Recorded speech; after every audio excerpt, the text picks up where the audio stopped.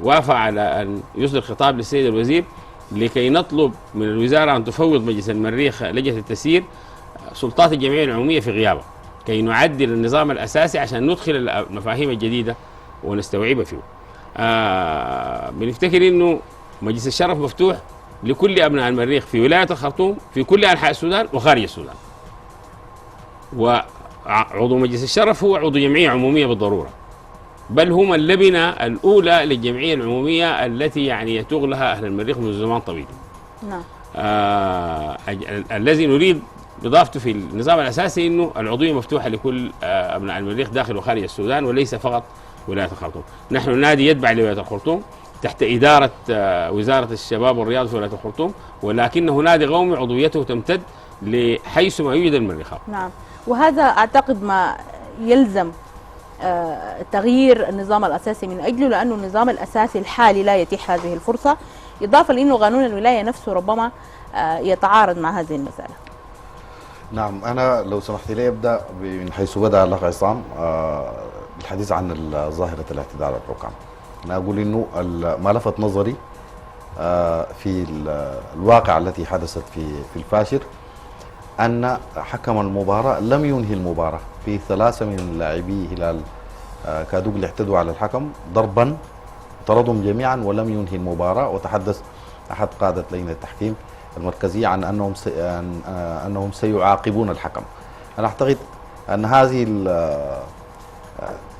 عدم إقدام الحكم على إنهاء المباراة بعد أن تعرض مثل هذا الاعتداء يدل على أن هذا الحكم ليس مؤهلا بما يكفي لإدارة مباراة قومية في أكبر منافسة كروية في السودان. نفس هذه الواقعة أو واقعة مشابهة حدثت في مباراة المريخ والنسور في الدورة الأولى في الدوري الحالي. تعرض الحكم للكمة قوية ولم ينهي المباراة،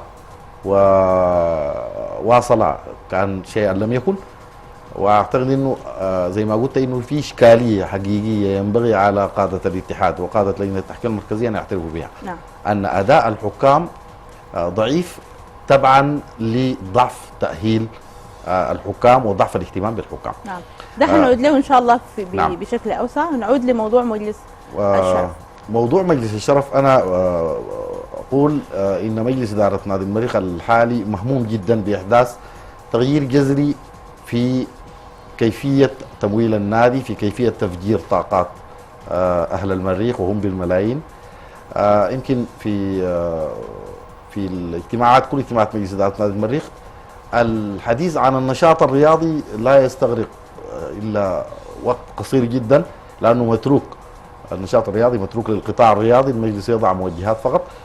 معظم زمن الاجتماعات تخصص للحديث عن نشاط القطاع الاقتصادي، وده قطاع كبير بيضم أهم وأبرز الأنشطة في نادي المريخ، وكل ما يمكن أن يرفع مداخيل نادي المريخ وأن يسهم في حل معضلة التمويل التي أرغت مضاجع أهل المريخ كثيرا.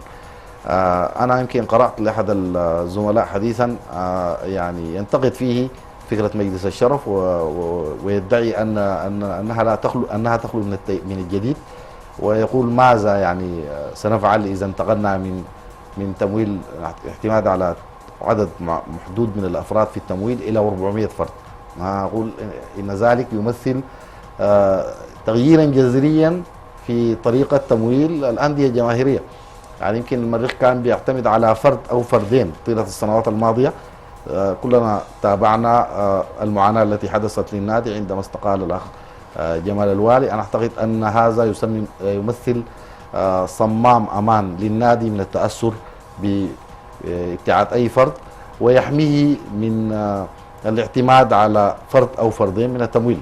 نحن نستهدف تفجير طاقات أهل المريخ، نستهدف إشراك كل أهل المريخ في تمويل ناديهم، نستهدف جمع أكبر عدد من أبناء المريخ الميسورين في مجلس شرف زي ما قال الأخ عصام، يمثل لبنة لجمعية عمومية صفوية يمكن أن تسهم في اختيار المجلس وانتخاب المجلس مستقبلا.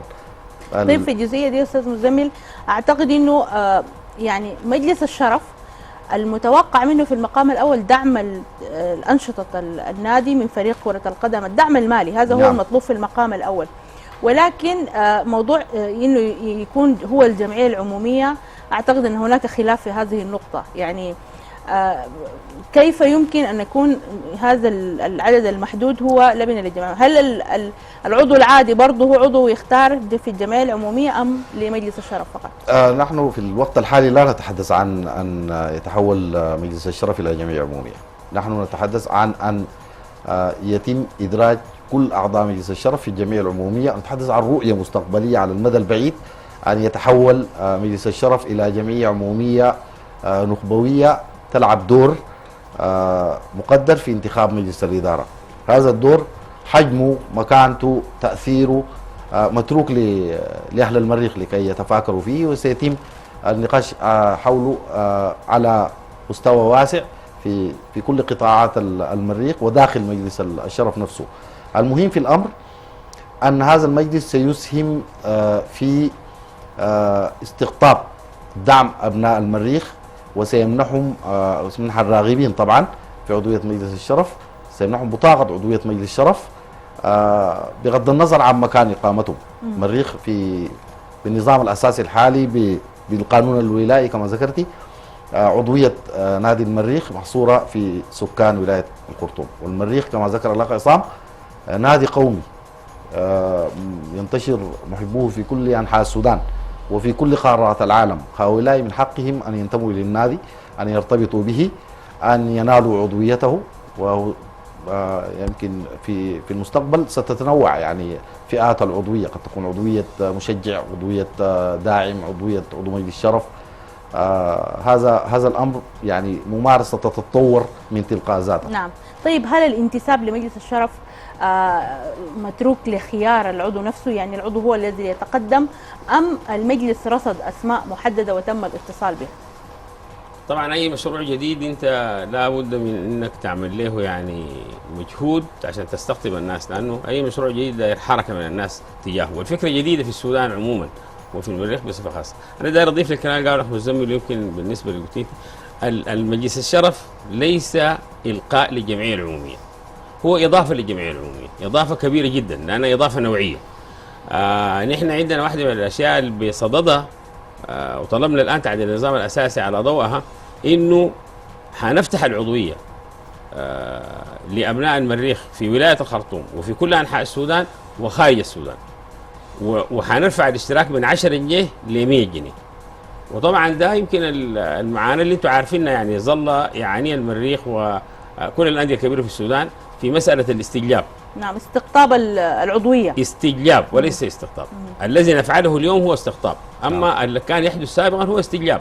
كل الشخص يعني ممكن، فالذي يريد أن يستجلب 1000 عضو يدفع 10,000 جنيه يجيب الأعضاء دي كلهم، يدفع لهم 3 شهور ب 30,000 جنيه. الآن نحن بالنظام الجديد الداير له 1000 عضو عليه أن يحضر 1,200,000,000 بالقديم عشان يجيبه، لأنه طلبنا تعديله نحن إنه العضو يدفع 100 جنيه وأن يكون مسدد لمدة عام كامل. وبنفتكر المسألة دي بتحمي المريخ، بتجعل من العضوية مصدر من مصادر التمويل، بتخلي حقيقة يجوا أبناء المريخ الجادين الراغبين في الحصول على عضوية النادي. الجديد في الأمر إنه هذه العضوية ليست قاصرة على ولاية الخرطوم، لأن المريخ فريق قومي يشجعون الناس في كل أنحاء السودان وفي كل زي ما قال أخ مزمل قبل شوية وفي كل قارات العالم. والآن الاتصالات اللي بتجينا من خارج السودان مساوية وربما تكون أكثر من الاتصالات التي تأتي من داخل السودان، من الراغبين في مجلس الشرف ومن الراغبين في عضوية النادي. فالدائر يقول إنه مجلس الشرف ليس إلغاء للجمعية العمومية ولا لعضويتها، إنما هو إضافة نوعية مميزة للجمعية. حيكون في الجمعية عضو الشرف عنده صوت زيه زي الزول بيشترك ب100 جنيه في المرحلة الحالية. نعم. لكن التمييز اللي أنا عايز أقوله بالنسبة لمجلس الشرف إنه نحن بصدد إنه نعمل نادي أسري في الخرطوم. هذا النادي الأسري لأعضاء مجلس الشرف، لأنه أي نادي مميز، أي نادي فيه خدمات عالية ده الصرف بمستوى عالي جدا. نعم. كما يحدث في نادي الضباط ونادي الأندية الكبيرة في الخرطوم، يعني كما يحدث حتى في الأندية حولنا في الدول القريبة مننا، مصر في العالم حولنا. نعم. طيب ما هي الضمانات إنه أعضاء مجلس الشرف يعني يستمروا في دعم النادي؟ ما هي الضمانات؟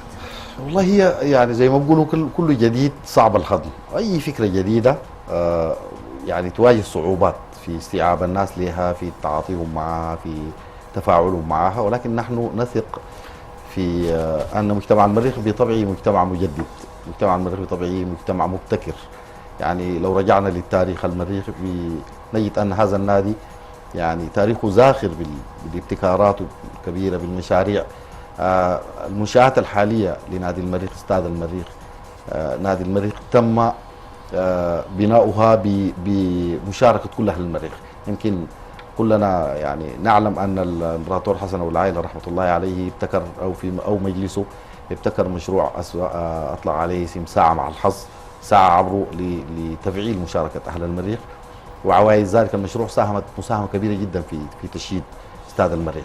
نحن الان نتبع نفس الخطى باساليب اخرى، نلجا لابناء المريخ الميسورين الذين يستطيعون ان يدفعوا اكثر من غيرهم، وانا اعتقد ان هذا تفكير منطقي، ونجمعهم في مجلس شرف، مجلس نوعي، نوفر لهم خدمات نوعيه تليق وتتسق مع مساهماتهم النوعيه، نوفر لهم نادي اسري. هذا النادي كما تفضلت قبل قليل يمكن ان يتحول الى مصدر اساسي لدخل النادي كما يحدث في انديه مماثله، انديه كبيره حولنا في دول اخرى. المهم في الامر ان المريخ به حراك فكري وحراك اقتصادي ضخم. هذا الحراك يمثل لب عمل هذا المجلس، لان هذا المجلس اصلا في الاساس اتى كمجلس مهام، لم ياتي كمجلس لتسيير، يعني ليس لجنه تسيير عاديه. نحن نحاول ان نخرج بالمريخ عن المألوف، نحاول ان نفجر طاقات اهل المريخ، ان نرفع مستوى مساهمات اهل المريخ، ان نستصحب معنا جهد كل ابناء المريخ داخل وخارج السودان. هذا يتطلب مننا عمل ضخم جدا، يتطلب مننا عمل على الجانب الاعلامي. يمكن ده ما يليني انا في مجلس المريخ، ان نوصل هذه الفكره ونرسخها في عقل كل من ينتمي الى المريخ الحبيب. نعم، اذا نواصل هذه الحلقه مشاهدينا الكرام من بحث عن هدف، ولكن بعد هذا الفاصل الاعلاني ابقوا معنا.